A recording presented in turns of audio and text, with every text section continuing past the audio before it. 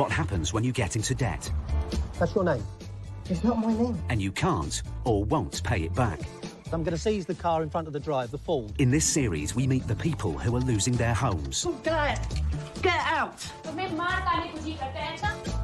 No, don't raise your voice. We never receive any notice.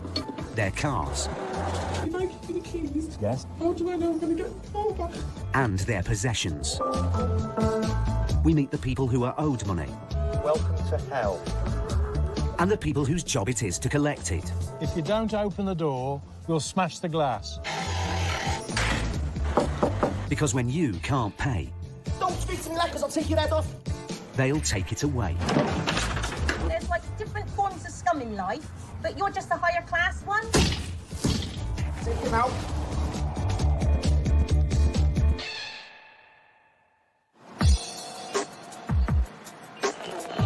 Around 3.9 million British families do not have enough savings to cover their rent or mortgage for more than a month. A report by the Centre for Social Justice says thousands of people are caught in the perfect storm of rising living costs, falling wages and expensive credit.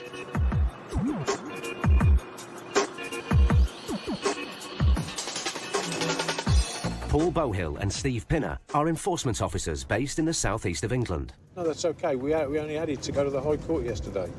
Also known as sheriffs, they spend their time chasing some of the 70,000 writs that are issued by the courts each year. Hello? Against people who can't pay. I have a writ. The money's outstanding against you. Yeah. Can you pay it? No, not at all.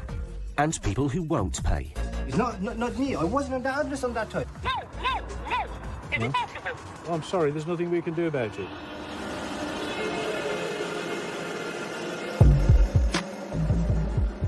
Today, the team is heading to Thornton Heath in South London to evict a female tenant who owes over £3,000 in rent.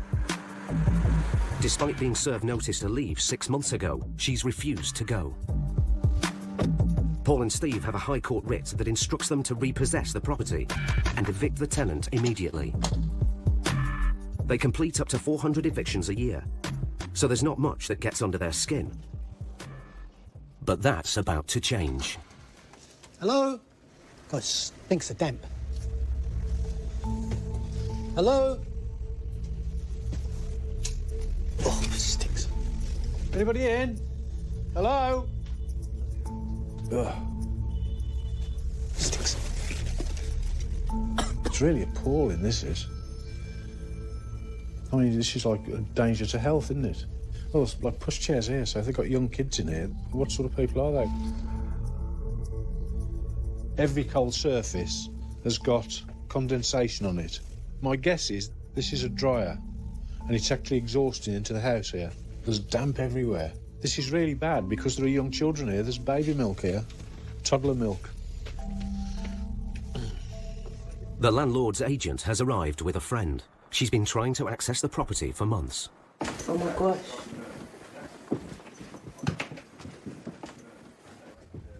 It's everywhere. Steve's son Ben is also part of the enforcement team. I don't know what to say. I don't know how you can live like this with kids. The thing is, I've written her so much letters saying, please, I want to get in, sort out the damp. Please, I want to... So you've done everything you can to try and and she's not letting me. She's not letting me. Now she doesn't answer the phone. She ain't been paying her rent. So what happens now? The property's been repossessed. It's back in our possession. Okay. So we may look to do an agreement with you to let them stay for a few days, or let them take what they can, or you guys let them make arrangements for you to let them in to pick up the rest of their stuff. Yeah, I'll let them in to get the rest of their stuff. Yeah, that's fine.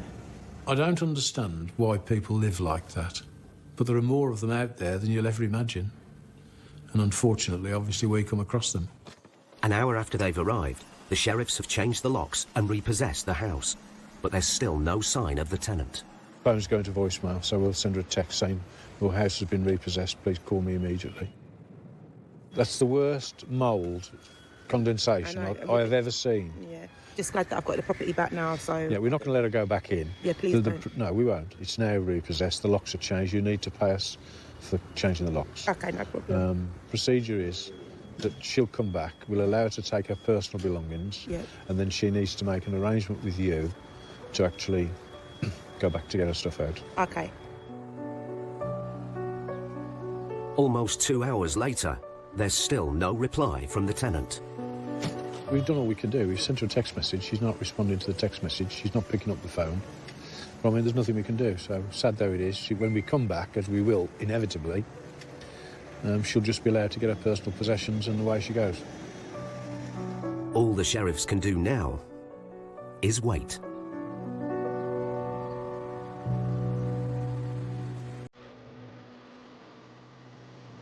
It's early evening. Paul has been called away on another case. Steve is on his own. He's calling the tenant every half hour, but there's still no reply. He's getting worried.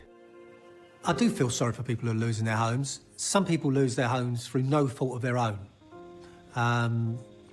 Some people just work the system. I'm sorry, they do. Finally, at almost 7 o'clock, he gets through. OK, the situation is, the house has now been repossessed. I have the keys. I am at the property now. I did not receive any notice. I did not receive anything from them. We have been trying to contact you all day long on the numbers that we've been able to find out for you. We tried. They've been going to voicemail. They've been going dead. If I had received a text or a call, I would definitely have called back. OK. The situation is, unfortunately, the house now has been taken away from you. There is nothing we can do about that. I am at work at the moment, and I've got two toddlers, a little boy of 1 year old and a little girl of 2 years. I'm talking about having two children out in the night tonight with nothing at all. I am an adult, and if it means sleeping on the street, for me, that is okay. My little boy is just 1 year old. The little girl is 2 years. What can be done now to have access to that house? Nothing. The problem you have is you need to get some stuff out of the house tonight so you can survive for a few days somewhere else until you can make an arrangement to come back and clear the rest. Is it possible for you to stay back in London tonight? And who's going to pay my hotel bill? Okay, but is it possible to stay over with us this night? For me to stay? No, not at all. I can't do that at all, I'm sorry. I'm begging you to give me from now till Saturday. I don't... Nowhere for us to sleep. What you must understand... What you must understand, I don't have the authority to do that. Oh. Listen, I'm going to call you back in a short while. Okay.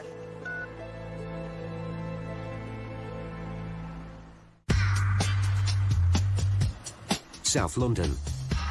Earlier today, Paul Bohill and Steve Pinner began a difficult eviction in Thornton Heath. Hello? The tenant owes over £3,000. She's ignored requests to leave, despite being served notice 6 months ago. They discovered a house covered in damp. This is really bad because there are young children here. There's baby milk here. And a tenant in a desperate situation.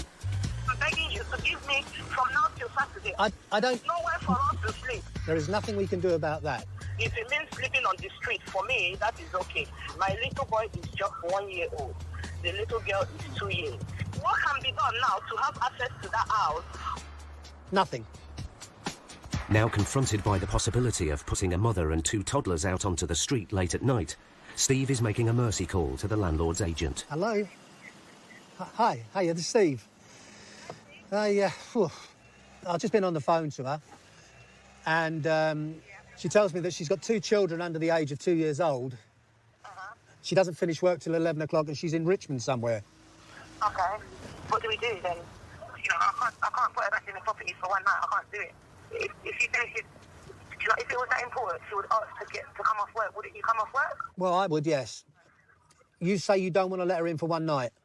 No, because then tomorrow she ain't going to come out. She will if I come over. I mean, I'm doing this for me, OK? If you say that she can stay there for one night, I will see that she goes in the morning, takes her kids off somewhere, and then she comes back in a few days and clears the rest of her stuff. 100%. 100%. Physically.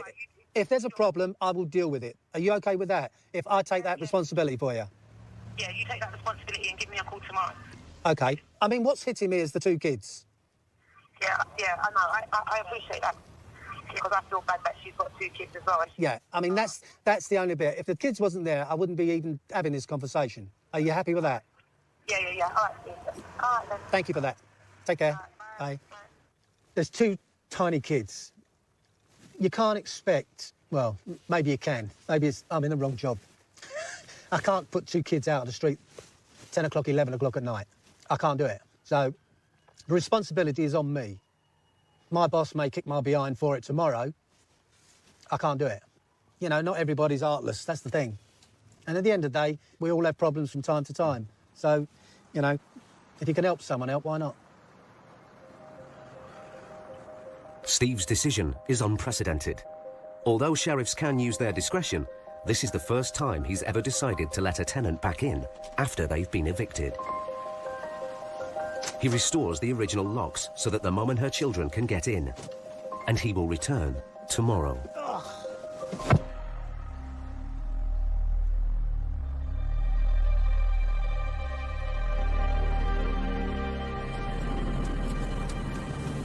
It's 10 a.m. and Steve is on his way back to the property. Today's the day she has to leave with her two little ones.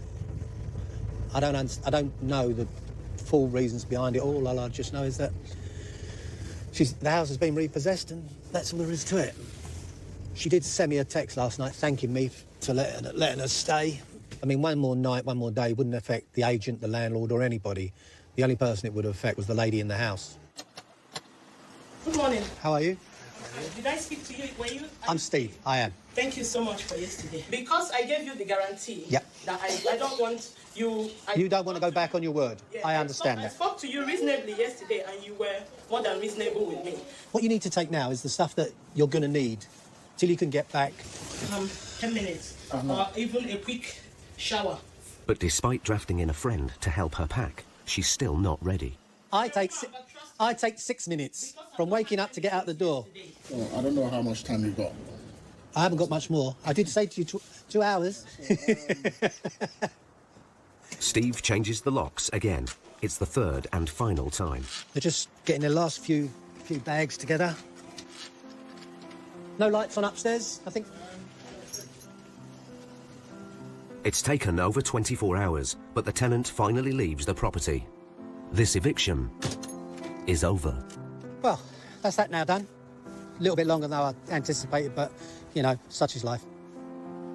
The most surprising thing about the job sometimes is you've done a repossession and asked somebody to leave their home, and then they say thank you. I don't understand that, but we're always grateful, and it does happen.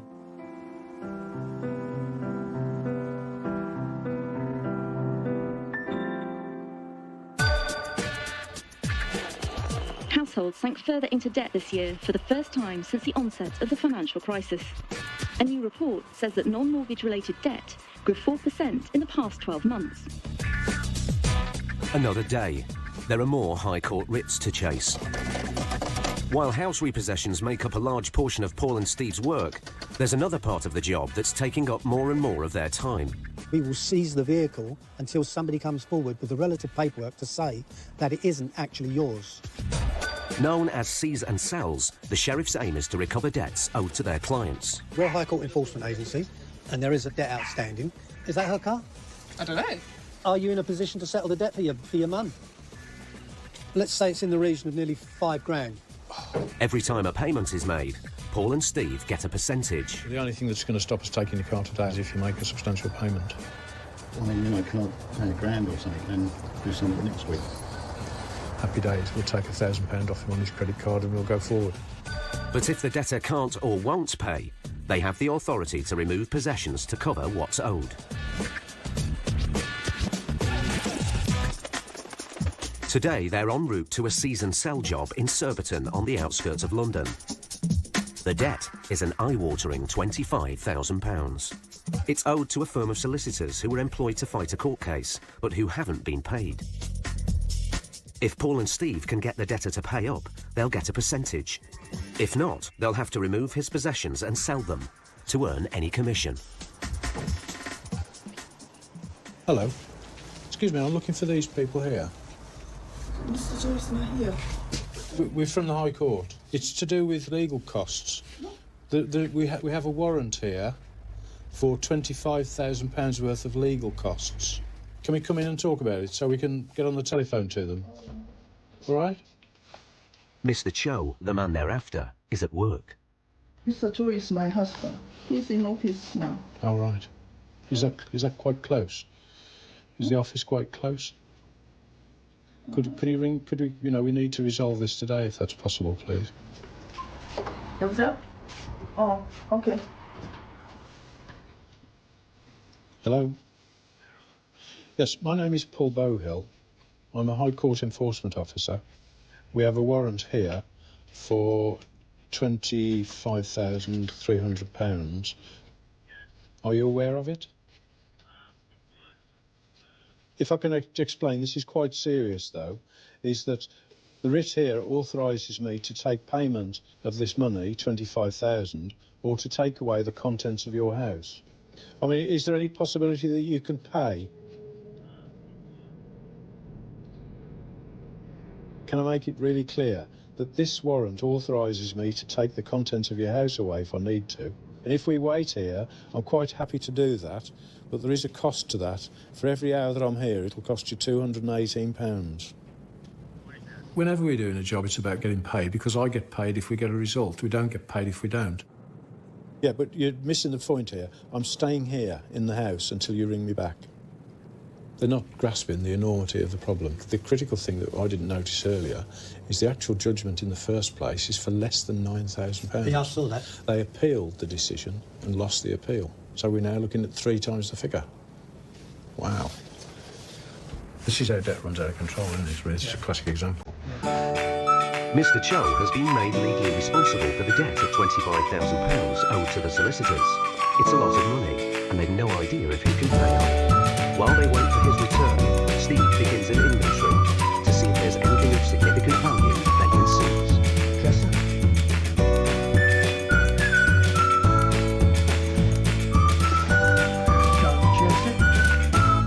Outside, Paul is weighing up the options. We've done a land registry search, so we're ahead of the game. The property doesn't belong to them. We've also established that the person who is actually here, the guy whose name is on the warrant, is a chartered surveyor. And that the firm he works for are estate agents and surveyors. So in other words, they're people with the ability to pay, in other words. As they can't take the house, it looks like the only way Mr. Cho can pay off his debt will be through his earnings, especially as Steve's inventory isn't coming up with much. Nothing so far amounts to the fact that we're looking for £25,000. With all due respect to the people in here, numbers will scratch the surface. Let's say £100, be brave and say £100 microwave. By the time you take it out, who wants to buy a second-hand microwave? They're not going to pay £100.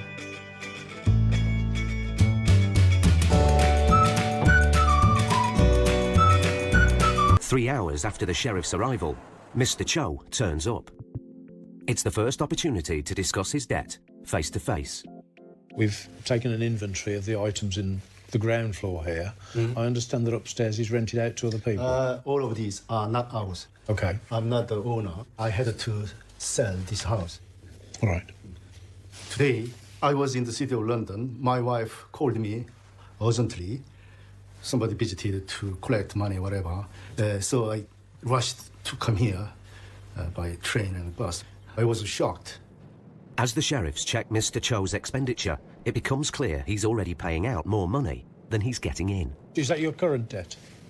And every month I should pay monthly. Can you imagine? So many items to pay, monthly payment.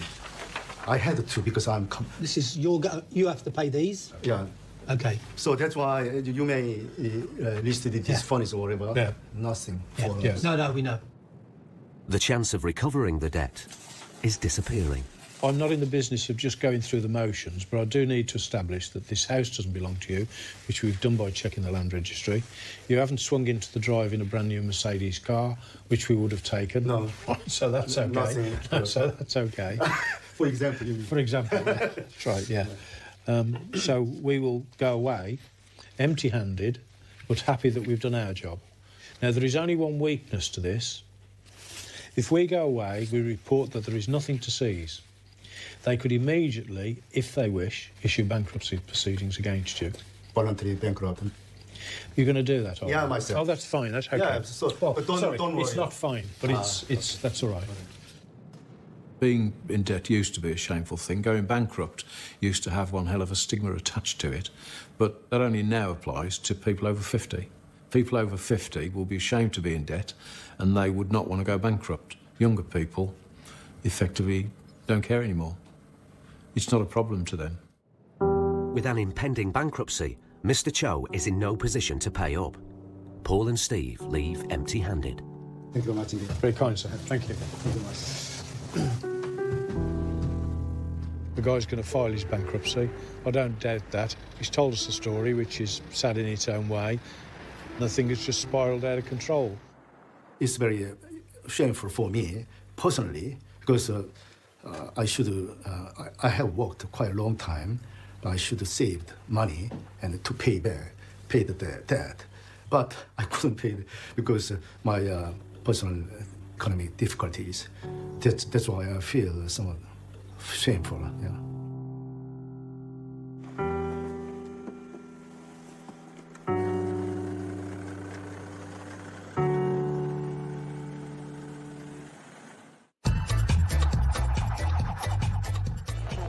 The homeless charity shelter says that 1 in 11 people fear they will not be able to afford to keep a roof over their heads.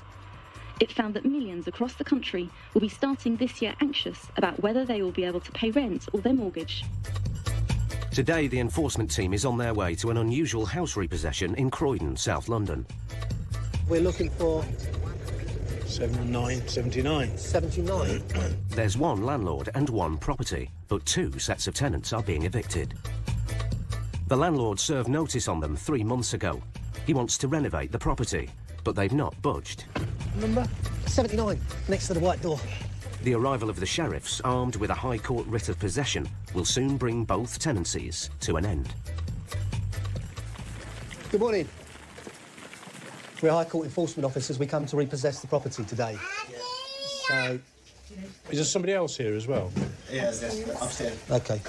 The downstairs room is home to a young family with a small child. They have no rent arrears. In a room upstairs is a tenant who has 2 children. She owes almost £8,000 and has not paid rent for 24 months. We're High Court enforcement officers. Wow. And we've come to repossess the property today. Okay, yeah. With the landlord keen to begin renovations, there's an urgency to get this job wrapped up. This has been changed to the High Court. There's no eviction letters. I don't understand. No, but you had 2 months' notice of No, the... I have no notice at all. No. I get no notice, no eviction, no penalty. I get nothing at all. When we arrive on their door, we explain why we're there, and the first thing they say to us is well, I don't know nothing about this. We don't know what you're talking about. And then we say to them, well, you must have had a letter from this. We've never had any letters from anybody telling us anything about this.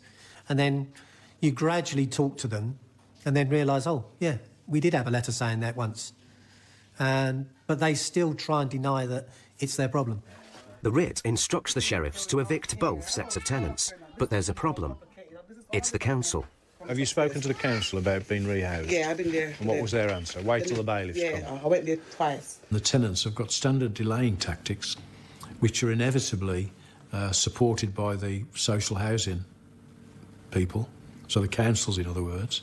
So the minute the landlord wants his property back, the councils go into mode, stop the housing benefit, and immediately start to obstruct, so the entire system clogs up. Paul and Steve are encountering more tenants who are refusing to move because they believe the council won't give them somewhere else to live. The landlord has chosen to go to the High Court to get this eviction notice because we're quicker than the county court is. We're from the High Court. No, we're from the High Court in London. Right. And they use us because we're fast. And that is that the paperwork was signed off in the High Court yesterday, and we're actually here today. Right, but if you've been to the court, if you've been to the council, I can give you a copy of this High Court order. But the long and the short of it is this. You've got 2 hours to get your stuff packed and move out. Is it? Yeah. 2 hours. If I can't go in 2 hours, what's going to happen? We'll just throw it all out. We'll just throw it all out into the street. No, that's okay, but it still needs to be done. It's a tough stance, but Paul's motivation is that he wants the council to take action, so the tenants aren't left homeless. We are here to evict you today. Right? We might appear to be nice, but you will be evicted today. Okay. We'll try and help out however we can in the meantime. We're caught in the same trap that we're always caught in here. Been to the council as recent as yesterday, and he's already been on the case, and they're saying it's OK, they can't evict you without notice. Wrong. This is a High Court order, completely different to the County Court. The bailiffs might give them a month or 2 months, but that's why the landlord's actually called us in. Once evicted, the tenant should be entitled to emergency accommodation, as they both have children. But there's not always enough places to go round. It's up to the council to decide who gets help and who doesn't. Paul is doing all he can. Can you tell them it's important? Time is ticking away. When you go in there, say that, you know, let's put a deadline on it for their purposes. At 1 o'clock, we're going to throw everything out. All right. Okay. Just to impress the urgency. Okay. Excuse me, how am I going to get my stuff then? Go and see the council first, and we're going to do nothing till you come back from the council. Okay, make sure. So you make sure the council understand the pressure. You got my stuff in there? No, just make sure that the council understand. Outside, the landlord has arrived. How are we doing? You all right? It's nice to see you again. So how are we doing? Who's going to the council? He went yesterday, and it's the usual old trot out. Got to wait till the bailiff comes. They've both got a copy of the writ to take to the council. What we're trying to do is, if they get to the council and they get a positive response, we can plan from that. We'll get it rolling. So your man's going to change the locks. There's the keys. We've had to go through the protocol to get the eviction, all the costs involved. It's cost us almost 3-4 grand to get this whole matter sorted out. Now it's going to cost us thousands to put this property straight. But it's one of those things what we have to do, part and parcel of our job. So, you know, we're just glad that we got the possession today. So all of this can come out, all of this floor, all of this carpet, then come down to the shed. 15 minutes after the tenants leave to go to the council offices, the renovations begin. The landlord's happy. He's got control of the place. He's got all the keys. Locks are changed. He's just ready to roll. He's ripping the floors up as we speak. Go on, mate.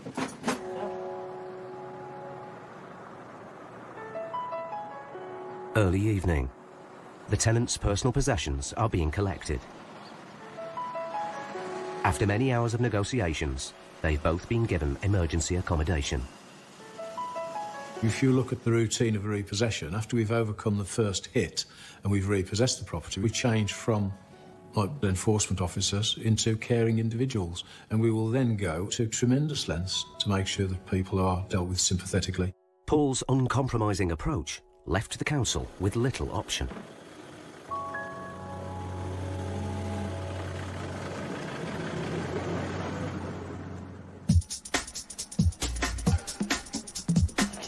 One in 5 families in England now rent from a private landlord.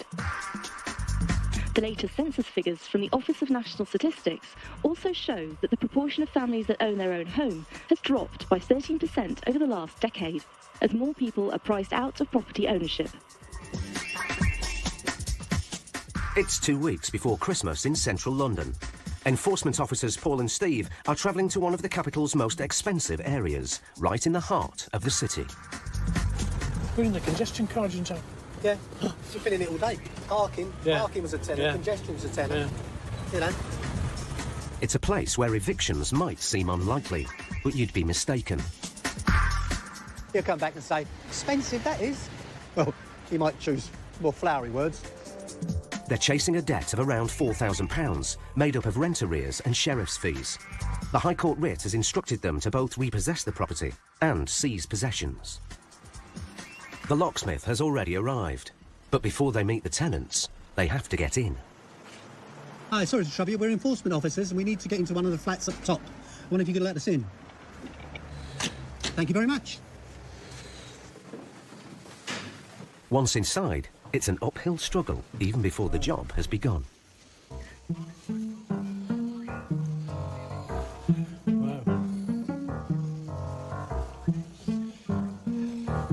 Need oxygen. 97 stairs to the street. 97? Yeah. No wonder I was out of breath. You're out of breath. I should think so. I'm getting up too old for this, love. Well, I'm glad I'm not the only one out of breath.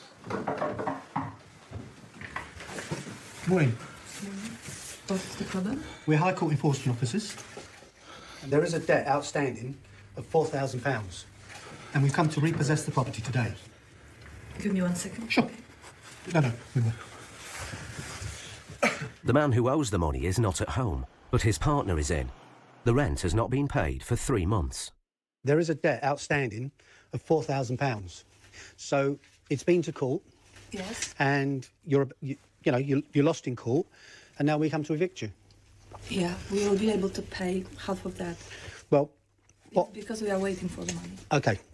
The offer to pay is unusual, but it's too little too late. The situation is that I need to secure the debt on money, on equipment and property here.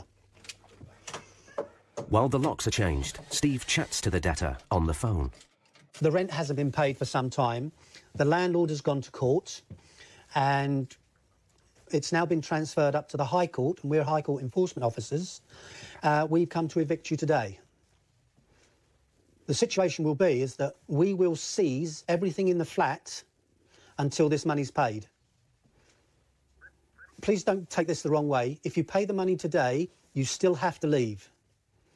There's nothing I can do about that.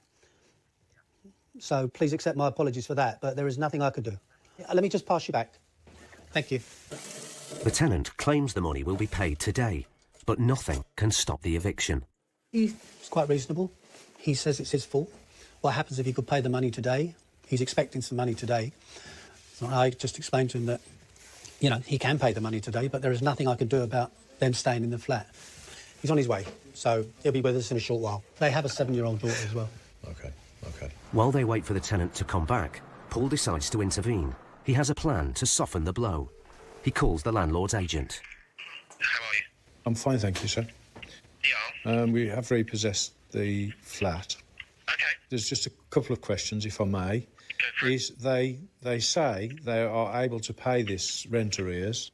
Yep. It was just a question as to whether the landlord might review the situation in view of the fact that they're going to pay up to date. Quite basic, would you let them stay if they clear the arrears? Yes, I don't mean stay today because we've now repossessed it. So yeah, I mean moving forward, effectively. we could give them a holiday let for a week or a fortnight. So the question is purely, would the landlord look favourably if they pay that, the repossession costs and the locksmith's costs? You might go forward with it. Fine. Let me ask him. He's based in the States, so I won't be able to get an answer for a good couple of hours. All right. Thanks ever so much. Take care. Bye. A holiday let would allow the tenants to move back in after a few days, giving them time to sort out the debt with the landlord. The incentive on this is if the landlord does agree to that, he's going to get his rent paid up to date. Otherwise, what we've got in the flat isn't going to pay £4,000. So the landlord has a choice. Bird in the hand, isn't it? London. Just 2 weeks before Christmas. Paul and Steve are carrying out an eviction in one of the capital's most expensive suburbs. They're chasing a High Court writ for just over £4,000, based on rent arrears plus costs. When they arrived, Good morning. only the debtor's partner was at home. We're High Court enforcement officers. What's the problem? There is a debt outstanding of £4,000. But now the man they've been waiting for is back. Chris from Poland recently moved here with his family to start a new job as an area sales manager. My name is Paul, this is Steve. Hi there, Chris. We have a warrant here. Now, can I just say something before we go? Is there a possibility you can pay the rent? Yes. OK. It doesn't affect the fact that we've now repossessed the property, but the landlord lives in the States. I've already just phoned the agent and asked if there's a possibility, if you pay the rent tomorrow, for example, would he still let you stay here, if that's OK with you? But you still have to leave today. Yeah, I understand. And then, but what I'm trying to say is we're quite happy to try and change things to make it go forward. I came to London in February 2013, and we came with the vision of me having a full-time job, but at that time the job did not happen, and we ran into the problems. If you can get your stuff together, and then I'll get in touch with you if the landlord comes up trumps and agrees that you can stay here. Yeah, yeah. Thank you. Rents are quite high. Well, unless you don't pay them, then they don't cost much. But then you get thrown out of the house.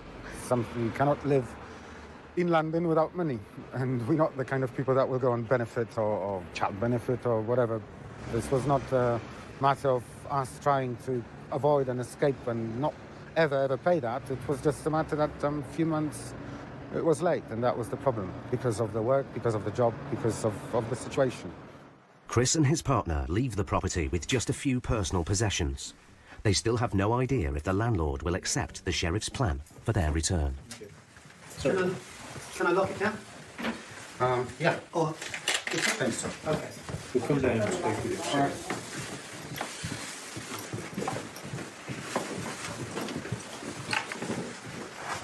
There are absolutely genuine people who don't want to be in debt and they can't avoid the consequences of what's happening around them.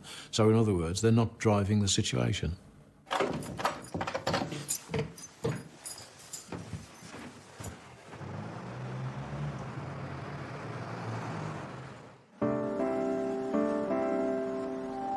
It's a few days later, and Paul and Steve are returning to central London. Chris has paid up. The sheriff's plan has worked.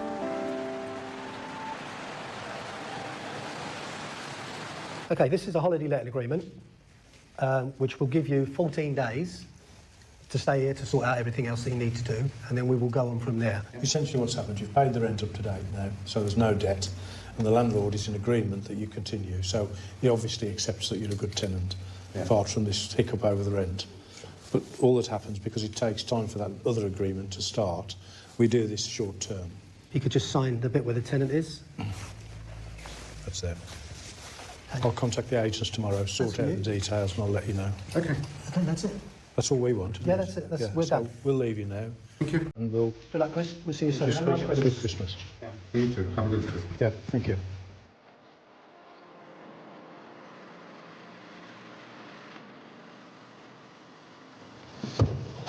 It's that I'm going to lose my home. I really need to do something because, you know, he is a genuine person, you know, and everything he said he would do, he did.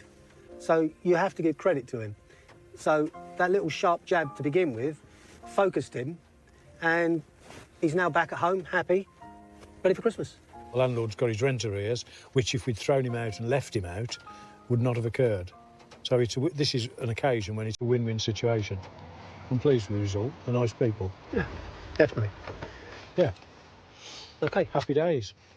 Onward and onwards. Oh, onward and upwards. Onward, driver. Yes, sir. Okay.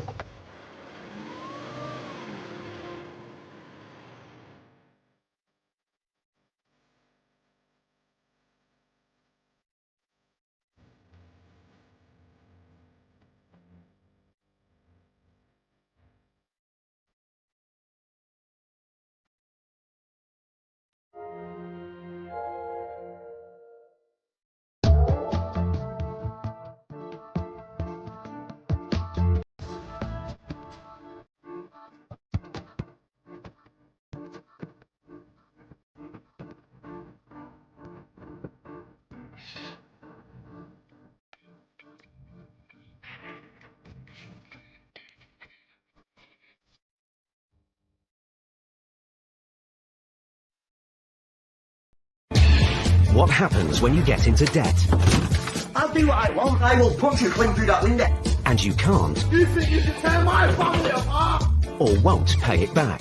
I can't pay it. I can't pay it. We meet the High Court enforcement agents who are pushed to their limits, Get back up! Get out of here! Somebody's gonna get hurt. dealing with desperate debtors Fields! in dramatic situations. I'm not getting irate for any other reason than your van is on my drive. We meet the people who are losing their homes I haven't been sleeping because I've been worried about all of this. and their possessions. That's fine, because I just listed everything, I'm going to take it.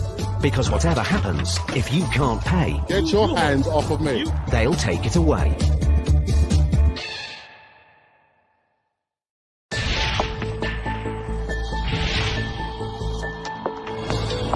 Research has shown that almost 60% of UK small and medium-sized building firms don't always receive the full amount they invoice for, forcing many to reclaim the balance through the courts.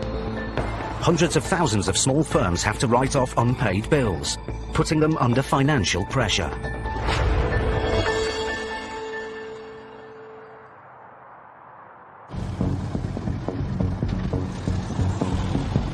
High Court enforcement agent Stuart McCracken and trainee Ian Taylor travel all over England and Wales, seizing goods and collecting debts. It's 8:15 a.m. and they're on their way to Blackpool to collect nearly £3,500 owed by builder Jonathan Smith to a dissatisfied client. The client claimed that Mr. Smith did not complete a job he'd been paid for. How much is it? £3,315. That'll be interesting. The agent's High Court powers give them the right to remove goods to cover the debt if payment isn't made. They immediately spot Mr. Smith's work van and a car in the driveway. Oh, what we got? A 4-plate van and an 08-plate Mondeo. This job is going to be anything but straightforward.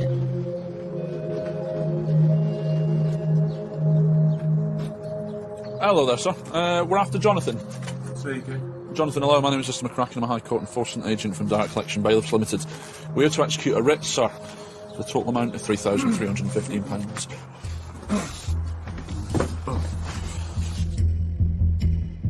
What happened was, it went to court, and the court never sent me a letter. Right, okay. So I written back to the court, because I couldn't afford to pay the £250. Yeah. To put it aside. Right, okay. Well, at the moment, it's still active, which means that we're here to collect the balance in full or remove goods, sir. So you need to see what you can do to try and raise some funds. The only thing I've got is 200 cash, that's all I've got. Right, it won't be enough, sir. So like I said, we will have to take control of goods. If we do have to remove goods, sir, sorry to say, it goes up to £4,062. Well, the thing is, I can't pay it, that's the end of the okay. As Mr. Smith can't pay, the active High Court writ means that Stewart has the right to seize any of his assets to cover the debt. With their possessions now at risk, Mr. Smith's wife intervenes. You've got a job to do, we get that, right? But Yeah. you're not looking at our position. All you do is you Yeah, there's nothing I can do. There's nothing I can do. We've got nothing to give, Yeah. that's it. If we do take control of goods, to a certain extent, wouldn't be the end of it. For example, there's extra charges, storage charges, etc., Yeah, but you etc. can say all that, but Okay. what I'm saying is just no money. No.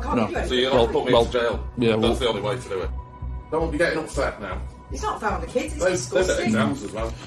That's exams and you're doing this to me. I'm not doing it. Well, You know what I mean? To make it more appropriate time, though, you know, with kids in the morning. It's what it is, I'm afraid. You know what I mean? do you know what? Just get out of the house, do what you've got to do, just get out of the house. I can't stand this. It is what it is. I'll tell you what you want. I'm not particularly bothered now because you're upsetting the kids. And No, I'm not upsetting the kids, sir. Yeah. I've got no money to give you. Yeah. Simple as okay, that. so we'll have to do our job of just taking Do control of your goods. job then. But Come on, let's get you to school. Come on. I think the single most hardest thing about this job is when kids get involved. It's not their choice, it's not their fault. They're just in the face of it, I suppose. And when you've got a family that want to protect the children, it can be quite emotional. It's a sensitive situation, but the agents are duty-bound to stay in the house until the case is resolved. To avoid causing further distress, Stuart and Ian decide to wait until the children have left for school before taking further action. You're looking vacant. So there's nothing I can do. Okay. You know how kids are so stressed over these exams at the minute? I'll just have a bit of compassion, for goodness sake. Well, just say, okay, What do you want me to do? I'll step outside so No, you can't... I can't do that, I'm afraid. How can you do it? It's an unpaid High Court bit. Have you got no compassion whatsoever? You're absolute arsehole. With the children now on their way to school, Ian calls for a finance check on the two vehicles in the driveway. Hi James, it's Ian. Can you put me through to someone for HBI check, please? Cheers. Right, both vehicles are free of finance. The debt's kind of around about £3,500, and between the two, they're worth about £3,000. So it's not far off the full amount, really. So it is worth our time taking them. Makes your job harder when there's kids involved, because no kid really wants to see it, really. It's enforcement agents threatening to remove goods. But it is what it is. We've got a writ to collect. Let's just hope they can raise something, so we can get this matter resolved. Both vehicles have now been seized. 30 minutes later, Mr. Smith returns. Stuart gives him another chance to pay. Is there anything you can do? Anything? I've just had to send my daughter in bits. Do you know Fields? Do you know that Fields? In front of all the parents. Do you know how it feels? Just on the verge. Believe me. Just give me a minute. Yeah. This simple debt recovery has become emotionally charged. With Mr. Smith refusing to speak to the agents, will they ever get the £3,500 they came for?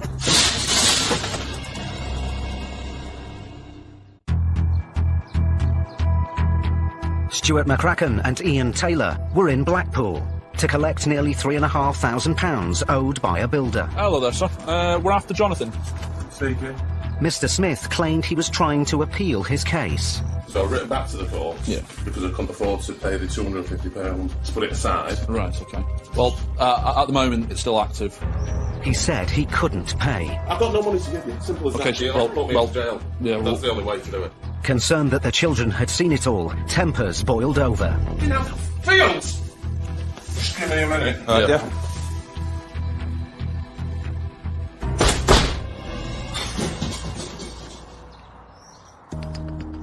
Now with Mr. Smith shut in the kitchen, Ian tries to reason with his wife. Any money paid today is held by our company for 14 days, which gives the chance. Honestly, we've got to really cost if I knew. Honestly, we have the money, I'd do it. Of course I would. I haven't got it. Then Mr. Smith re-emerges. There's nothing I can do. There must be something. There's nothing. Have you got anything? Nothing. I don't have anything. We've been made bankrupt before, right? So we have nothing. It's one of those, so if you can't pay anything, then the goods will have to be removed. Did you say it works, man? Yeah, that'll be removed as well. Take me down, that's it. I'm screwed. Completely and utterly screwed. Yep. So there's no money coming in from anywhere, so you can come back as many times as you want. Yeah. But once it's all gone, you can't have anything, can you? So it's wasting your time, the court's time, everybody else's time. When we see somebody's livelihood or tools of the trade, we have to assess up, are they going to be able to work after we take control of the vehicle? Are they going to be able to earn any money once we take control of that vehicle? Or will that vehicle clear the balance? But we've got to put our emotions to the side and weigh up, is this going to be the correct thing to do or not? I don't know what I can say to you. That's all I can do. I've got nobody who's got any money. That is my livelihood outside. Without that, then kids don't eat, do they? Simple as that. I'll make a call, see what I can do. With Mr. Smith's financial situation now clear, Stuart calls the office. They've got nothing, mate. He's smashed up the kitchen to pieces, there's holes in the wall and everything. So I reckon if he had any money, mate, he would have paid us. No, nothing. Absolutely nothing. Living on the breadline here, I think. Mr. Smith maintains that he had to stop work on the building job because the claimant refused to pay for all the work needed. There was problems with the property, leaks, everything else. And it was all adding up to the stage where he used all his money. So I turned around and said, look, it can't go on anymore. That's it. You either pay some more money or the job don't commence. That was it then. It stemmed from there. That's because you've got a bit of that. You can just go to court and pay all this. I can't afford to put cases aside all the time. I'm an everyday person, mate. That's it. Go out to work, if there's work there, and that's it. We've got no luxuries. You know what I mean? The kids haven't been on holiday for 3 years. And if we do go away, it's only down south. We've got 200 quid cash, that's it. Stuart decides to throw the family a lifeline. Right, what I recommend the best thing to do is we do what they call a controlled goods agreement, which means everything stays, put it on for a 7-day hold, so it gives you a chance to speak to the court. If it does get set aside, it's the end of the matter. If it doesn't get set aside, it means sadly that we will have to come back. That's fine. Okay, but at least it gives you 7 days. So I'll just do the paperwork, guys, and I'll leave you to get on with the rest of your day, alright? The controlled goods agreement means that Mr. Smith now has 7 days to either pursue his appeal with the courts or pay the £3,315 and save his belongings. He comes across as a guy that if he genuinely had the money, he would have sorted it out, so he wouldn't want to put his kids through that. He's gone to court, he's done the right thing. If it turns out that it swings in his favour, that's great for him and his family. But if it goes against him, it means we've got to go through all this again in 7 days. In the nicest possible way, I've still got a job to do and I've still got a writ to execute.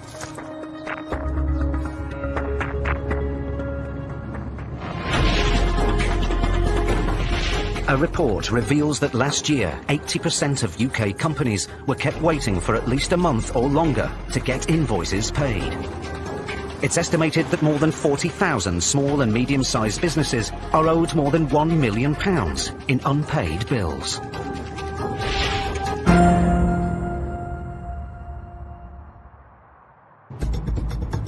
High Court enforcement agents Delroy and Dale Anglin are in Ilford, Essex. The father and son team have a writ to collect a debt of over £2,500 owed by Mr. Samsul Ahmed to a frozen food company.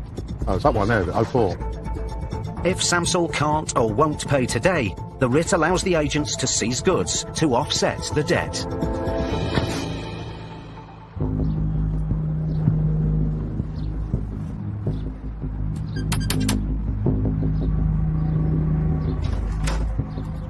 Hello, my name's Dan Anglin, High Court Enforcement Agent.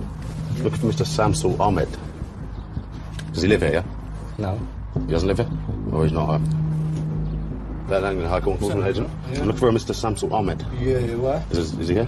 Why? I've got a High Court writ against him. About what? Well, what relation are you to him, so that we know? His son. You're his son? Yeah. Well, how old are you? I'm 19. What's the money for? Because I can't tell you until I've spoken to him. Basically, what it is, my dad's not in the country at the moment, innit?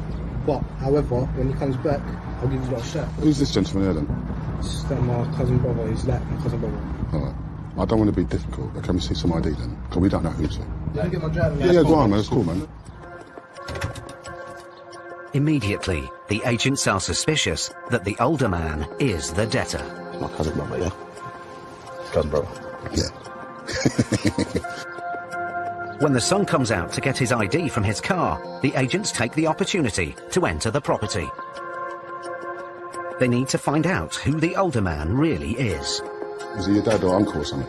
Yeah, that's his name. Can I film what I'm saying? Yeah? Can I film what I'm saying? How long's your dad been out of the country? His dad's dying, basically. My granddad's dying. Like, Right. So he went on an emergency holiday with him. Is he contactable? I haven't got a Bangladesh number. Does anyone else have a number for him? No, I don't. And there's no way of contacting him in an emergency, no? The man who claims he's not the debtor, Samsul Ahmed, steps in to back up the younger man. Mr. Samsul is not living here. His name nothing here. Because that house is his wife's name. Which house are we talking about here? This house. It might be his wife's house, but he must stay But here. he's not staying here. But some problem, there is between. Okay, well, he must stay somewhere because we've been up front with you, yeah? So you need to be up front with us. When people are under pressure, when you're speaking to them as an enforcement agent, the lies they come out with are quite laughable, but you've got to bite your bottom lip, really, because they're being quite serious, because they want you to believe them. Dale changes tactics. He hopes that putting the pressure on will flush out the man's real identity. Because we've got a High Court writ, even without him here, it means we'll have to take stuff today to cover the bill if it's not paid. Most of the stuff is on mine, though, so you can't... But you need to provide receipts and the card that paid for everything. With the threat of belongings being removed from the house, the older man gets his solicitor on the phone. Totally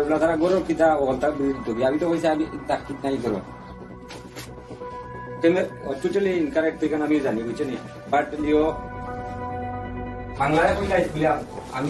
you... Dale doesn't understand the Bengali conversation. We speak to his solicitor. His solicitor, yeah? Yeah. Hello? Our client is not here at the moment, and out of blue he had to come and try to impose that action. Letters were sent prior to our attendance today, so obviously we have let you know that... We can understand that in between there should be some communication regards to our client. There has been letters, but we haven't had any response, which is why we're here. As it stands, it needs to be paid. Well, they will not pay you anything right now because... Okay, no worries. That's fine, no worries. When there's a language barrier, it's really difficult for us to know what's going on. They can hitch up a big plan and secure their story right there in front of us, and there's nothing we can do about it. We just have to work a bit harder. Although the agents suspect the older man is the debtor, he still claims he's not Samsul Ahmed. Dell cranks up the pressure again to try to get to the truth. I'll tell you what I'm going to do. I'm going to walk around your house, and I'm going to start listing things. Okay. Now, you listing, yeah? And how many days you going to be with I'm listing to remove. Yeah, I know. You need to understand that. I will remove today and now. If we have to remove, it's going to go up. We're going to have to take a lot of stuff. Can you do me one favor, please? There's nothing I can do. Yeah, I can tell you something, yeah? Yeah. Give me a couple of days' time, yeah? Couple of days' time. And give me your contact number, yeah? No. If you give me a couple of days' time, give me 1 week, only 1 week, yeah? And I can tell you, yeah? Honest to God, I'm going to tell you, give me 1 week time, yeah? And I'm going to do something, sort it out. Please. The older man now appears to be taking responsibility for the debt, but he still hasn't revealed his true identity. Please, please. No. Yeah, because I don't have any choice. Okay, that's right, okay. As Dell starts to make an inventory of goods, That TV's my uncle's, by the way. Dale tries again to establish if the men really are father and son, and that the older man is the debtor. Do me a favour. Can you ring his phone? Just so I can close off my suspicions here. Can you ring his phone now? Yeah. Dale asks Samsul's son to call the older man's phone. He's using my dad's British number. He's using your dad's number? He's using my dad's British number. Oh, that's your dad's phone? That's my dad's British number. Right. I'll tell you what makes sense to me is that that's your dad, and you man obviously need to save face. No. So act like I'm a fool. Yeah. It's cool. So that's not an issue. I understand. Initially you lied, so now you got to keep with that. Yeah. When you went to call him, suddenly he's got your dad's phone. So that's your dad, yeah? I understand why you done it. Listen, I don't need to sit down. Listen, it's your house. I understand. Hear me. I don't mind. At the end of the day, right? At the end of the day, let's just roll on, get this money so we can do what we got to do. Finally, the older man confirms he is Samsul Ahmed, the debtor. I apologise. Listen, you don't need to apologise. I understand your reasons for doing it. Samsul, listen. If you do not pay me, all the property that I've listed to be removed will be removed. With their lies exposed, Samsul and his son Newman suddenly start to discuss paying the debt. Afna kila payback kolba. If I'm a friend taki amini, kila tara payback kolba. Afna ko, 2000 amini I'm a friend taki, I'm 2000 I'm a friend taki nimo. I'm not gonna pay him back. Bukan nak kita kila yang follow kila kata. Amal kila lagu. Afna bosrena, afna shi koshi kila ise. Ami ba my friend zai tam 2000 follow kami askota. 1000 vida bala 1000 ami kita kita mama gonna pay faise. Ami kila amal friend nahi. Amal kila lagu. Newman leaves to try and raise the £2,500 owed by his father. But if he fails to come back with an amount which will satisfy the claimant, the agents will start seizing goods. They're trying to get the money. We're happy to accept half of it. If they can get half of it, we'll sort out some form of arrangement and take it from there. But I want half of this money.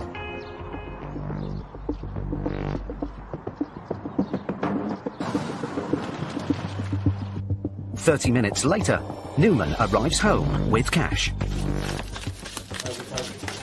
1,200.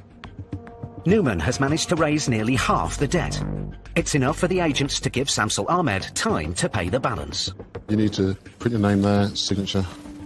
But if he doesn't pay the remaining £1,300 within 14 days, the agents will be back. We just have to persevere. And as you can see from the beginning, he had no money. None. He couldn't even raise... He wasn't even in the country. He wasn't even in the country, as he, you know.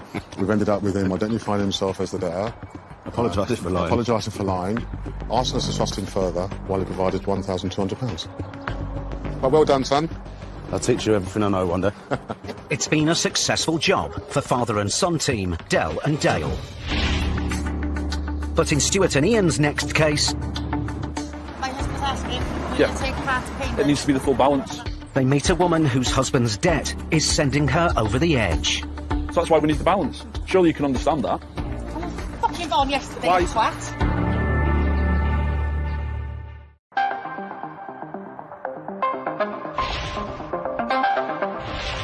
Debt in the UK's farming industry has risen by almost £1 billion over the past 5 years. Last year, 1 in 5 farms generated a loss, and nearly 20% faced major financial problems.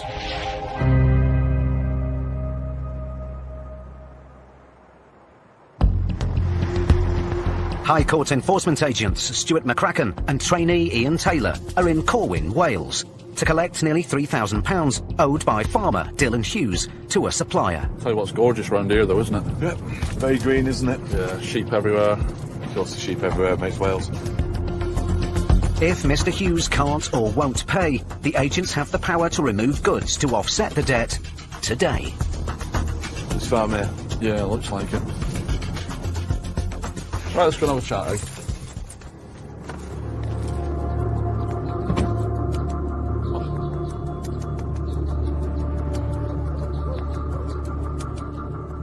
Stuart immediately spots an asset. Is your HPI on that, mate? Yep. While Ian checks whether the vehicle is free of finance, Stuart goes to find Mr. Hughes.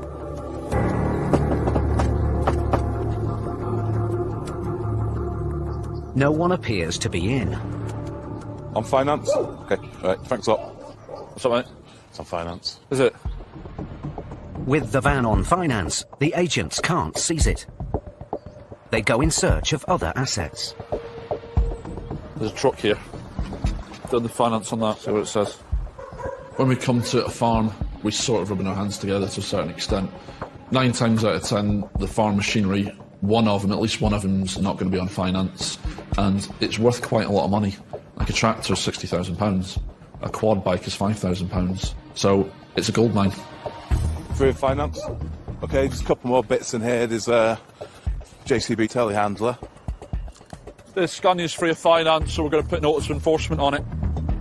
Telehandler in the quad. Yeah. Both free of finance. Although the value of the assets seized are worth more than the £2,700 debt, the agents hope the threat of removing them will prompt payment. And as the agents wait at the gates, someone arrives home. We're after Mr. Hughes. He's not here. Right, okay, you able to get him on the phone? What for? It's an outstanding High Court writ. Let me see the dress. I can't show you anything because you're not Dylan Hughes, I'm afraid. But we have taken control of the Scania lorry, the JCB and the quad. He doesn't own them. Who owns them? Dion Hughes, my son. Right. My husband doesn't own Okay, so we need to see some documentation. them. Do you want to speak to him on the phone? Yeah, that'd be great, yeah. Hold on. Is this him, is it? Hello, is that Mr. Hughes? Mr. Hughes, good afternoon. My name's Mr. McCracken. I'm a High Court enforcement agent. We've been sent with regards to an outstanding High Court writ, sir, for the balance of £2,736. Are you able to make a payment? I can't make a full payment today. Right, because we've got to take control of goods, you see. This has been a dispute for about 2 months more. Yeah. The thing is, I don't even know who the claimant is. We simply get a High Court writ to come and execute, as you can probably understand. The fact is, well, we need the balance paid before we remove any goods. So you need to clear the balance. If not, we'll have to remove the goods today. That's why we're here. But I need to prove. Let me see that. Hang on, Spartan on set. He's still talking at the moment. Spartan on set. Unbelievable. They put the down the land, which you don't own. They put the teleporter down, which you don't own. And they put the pod bike down, which you don't own. We need to see some documentation. I'll go get you the documents. Yeah, brilliant. Yeah, well, I'll be coming in, so don't worry about it. No, I'll be coming in, so I've already been in, so I can come in again. You're not supposed to. Well, of course I am.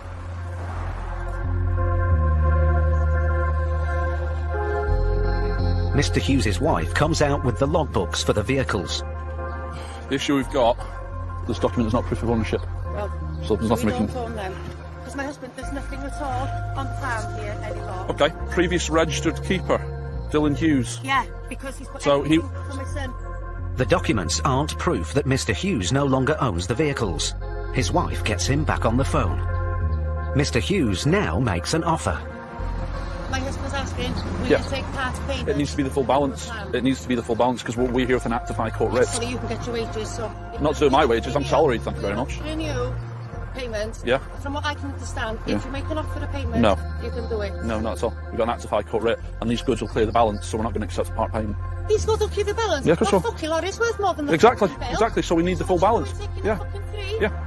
So that's why we need the balance. Surely you can understand that. Fucking gone yesterday, Why- you twat. With the rural community, it's mostly run by families. It's been passed down from generation to generation. They're either going to work with you or work against you. There's no in between. And we as High Court enforcement agents have got to work on that and make them aware that we're there to do our job, and that's what's going to happen. Mrs. Hughes now calls her son, who she claims owns the vehicles. He's the registered keeper, Yeah, not us. exactly. But who owns it? He owns them. But he's only the registered keeper. Any money is held for 14 days. So if you've got any issue with it, you can We apply haven't for a got the refund. money to pay that. Oh, you'll need to find it then, or else we'll remove the goods. How much is it? At the moment, okay. It's not going to be any more than after fucking moments. Well, if we remove goods, it'll go up because there's recovery Can I ask you how much charges. it is Yeah, now? I'm finding out for you now. All right, stand by. It is Hold on a 2007. minute, hold on. There you go. You'll see, sir. All right, okay. Hello. Yeah, the total amounts are at the moment is 2,732.87. If we start removing goods, sir, it's going to cost more because we'll have to bring recovery. There's recovery charges, the storage costs for 7 days, etc., etc. We do take cash, yes. Right. Okay. Okay. How can you pay it? Will it be in cash? Will it be debit card? Or is there any way that you can transfer money? Yeah. All right. The threat of removing the farm's vehicles prompts Mrs. Hughes' son to offer to help pay some of his father's debt. But it's not enough for Stuart. He says he hasn't got the money. He's got 1,500 quid in a debit card now, which he can pay. But at the moment, I'm not accepting that. But then Mrs. Hughes has a final offer for the agents. You know what it's like? I've got debts to like that with council tax. Yeah. I've lost my land. I don't want to borrow money from my son. I can pay £2,000 now Yeah. with a card, Yeah. and I can pay the rest on the 1st of June On the 1st of June. with a card. My card. Yeah. Okay. I'm desperate. Okay. This place here is more hassle to us than anything. My husband's having a fucking nervous breakdown in there, like, if he'd have his own way, we wouldn't be living here. He wants to leave the country because he's had enough. It seems as if the family farm has hit hard times. No, I'll ring them now. Stuart calls the office to see whether the £2,000 offer will be accepted. You got a proposal, mate, yeah, if anyone's free. Cheers, John. Speak to you shortly. Bye-bye. Yeah. The claimant has accepted Mrs. Hughes' offer. I apologise for shouting. No, don't shout. No, don't It's just so apologise. much you can have. No, don't apologise. It's fine. Honestly. And I do thank you for taking this, the offer, because... Be stuck. Yeah. Yeah. All right, no problem. Stuart puts the payment through. That's gone through. Sorted. Right, there's your cards. Right. Take it easy, all right? Yeah. That's it. All right. See you later. The case is resolved for now. But if the balance isn't paid off by the agreed date, the agents will be back. It looks like she's trying to keep the family together, to be completely honest, and I think she's at the end of her tether now. Shame, it just shows you how much pressure some people put on the shoulders to try and keep the family together, just to keep the bills getting paid.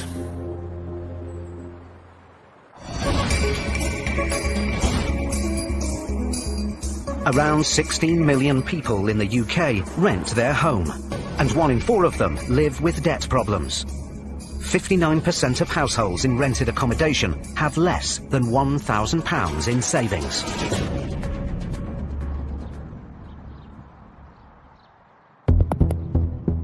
High Court enforcement agents Brian O'Shaughnessy and Delroy Anglin are in Croydon to collect a debt of nearly £10,000 owed in unpaid rent. We're going to see Mr. Egiraze Oyibarumi and Mr. Ejiro Ugwujabo. £9,993.48. Rent arrears. Mr. Oyuborume is the tenant in arrears, but Mr. Ubujabo signed as a guarantor should his friend default on his rent. As the tenant has not settled the debt, the agents are instructed to collect from the guarantor. They immediately spot an asset they could remove if guarantor Mr. Ubujabo can't or won't pay. That covers it, hasn't it?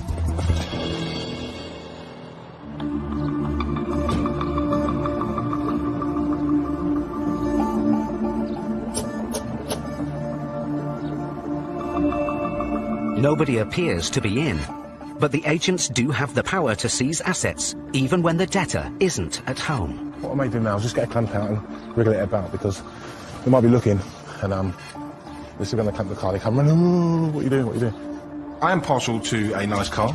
If I see a nice car on the driveway, my eyes light up. It's an asset. It's something I can recoup money for the claimant. So I try and dig into that first. But before it can be seized, Brian calls the office to check whether the car is free of finance. No finance, no finance. That's what we like to hear. The car's got no finance on it, so we can take control of it. The reason we take this action is because we don't want the asset to go anywhere. That could be gone tomorrow in an hour's time, you'll never see it again. People may not agree with that, but if you're owed £10,000, we want us to take those steps for you. Brian's tactics pay off. Somebody appears at the window. Oh, hello. Would you like to come and open the door, please? Why? We're High Court enforcement. We'd like to have a quick word. High Court enforcement. Correct. Are you taking someone to court? Well, no, we're not. Who are you, madam? Well, I live here. And what's your name? Do you want to come and open the door? Okay, so my theory's correct. Clamping the car's got what we wanted. We want someone in, so clearly watching us. Excuse me, what is this about? I don't know who you are, madam. I've identified myself to you. We'd like to speak to your parents if they're in. They're not in. Could you get them on the phone so we can speak with them then? Yeah, I have my mum on the phone. Well, if you come down, we'll be able to speak to her. Okay, can we have their number then? Fine. Yeah, I'll give you her number. Thank you. But I'm not coming down. Okay, no problem. Brian calls Mr. Ubujabo's wife, Mercy. Hello, Mercy. My name's Brian O'Shaughnessy. I'm the High Court enforcement agent outside your home. What's the problem? It's for your husband, the gyro. There's a High Court writ. Okay, he's out of the country. Mm-hmm. When I get home tonight, I'll tell him. Can he call you back tomorrow? No. Whose vehicle's on your drive? Who does that belong to? It's his.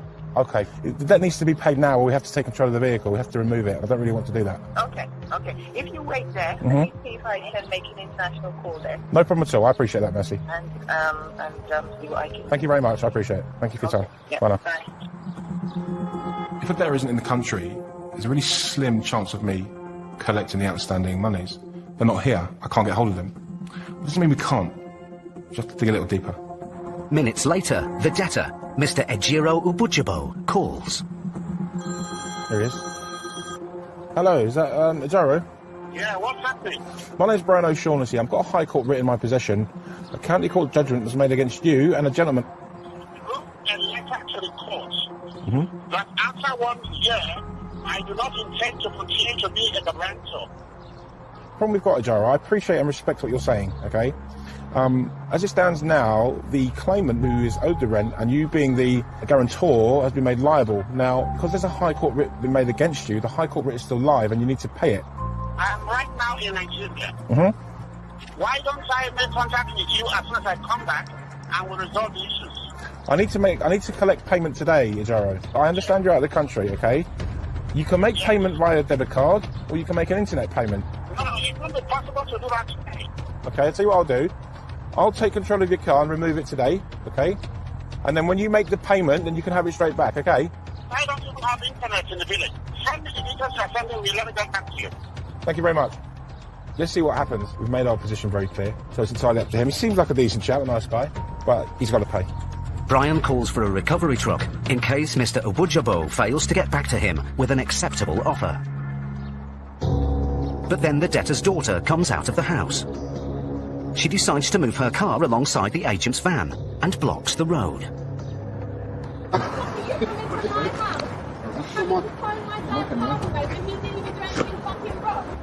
This situation here now, we've got a tow truck coming, and the tow truck will obviously need access. We'll move, but whether she does or not, it could prove difficult. That then becomes obstruction, and we'll call the police and she could be arrested for it. With the debtor out of the country and the asset in the driveway blocked in, will Brian and Dell ever get this case resolved?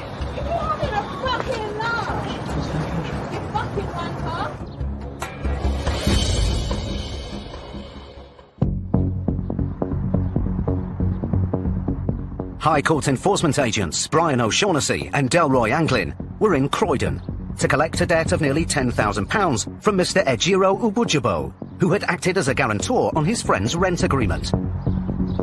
Both are liable for the debt. We'd like to speak to your parents if they're in. They're not in. Mr. Ubujabo was out of the country. I am right now in Nigeria. Mm-hmm. Why don't I make contact with you as soon as I come back and we'll resolve the issues? The agents wanted payment and seized his car. I'll tell you what I'll do. I'll take control of your car and remove it today, and then when you make the payment, then you can have it straight back. But the debtor's daughter decided to block the road.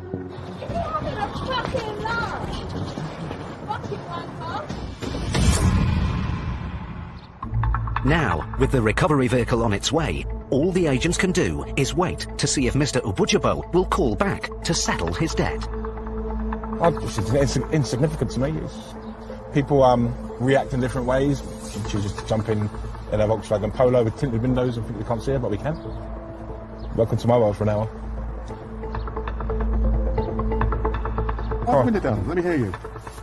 Wind the window down.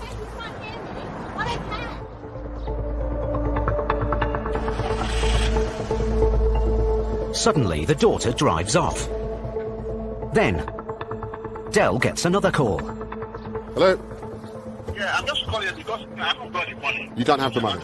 It's Mr. Oyuborume, the tenant in rent arrears, for whom Mr. Ubujabo acted as a guarantor. The High Court have directed us to come and collect the money that's outstanding or to remove goods. Now you're the other person, aren't you? So you should be paying as well. I've got that money because they don't call that car in Nigeria. Well, I'll tell you what's going to happen is we're going to take his car and you're going to have to pay him, aren't you? He was doing you a favour. He stood guarantor. You've breached whatever agreement it is and he's been made to pay it. Now, right, do you have any money to pay me today? Brian decides to give him an ultimatum. How would you like to pay £11,289.48, sir? Mr. Oyuborume says he can't pay. Thank you very much. Have a good evening. Bye-bye. When a debtor lets down their guarantor, it's not a good thing. It's very sad. The guarantor then has the responsibility of dealing with that debt for the debtor, but they signed up to that. But ultimately, it's the debtor's debt, and they should deal with it. An hour after Brian first spoke to her, Mr. Ubujabo's wife, Mercy, calls back. Hello, Mercy. Hi, Brian. Have you spoken to the actual culprit? Yeah, he's called me, but we haven't really got anywhere with him. He can't financially pay this, so no point in continuing the conversation with him. And I think it's a really unfortunate situation for your husband that he finds himself in. He's been a good man by helping this individual out. Yeah, that's how I see it. But in the eyes of the law, he has become liable because he signed that piece of paper as guarantor. Okay. Thank you, Mercy. Good luck. All right, then. Bye now. Thank you. Bye. Bye.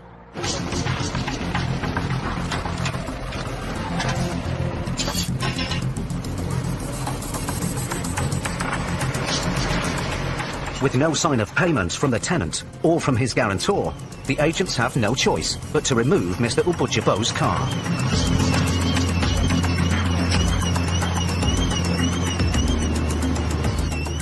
Mr. Ubujibo now has 14 days to pay, or the car will be sold at auction.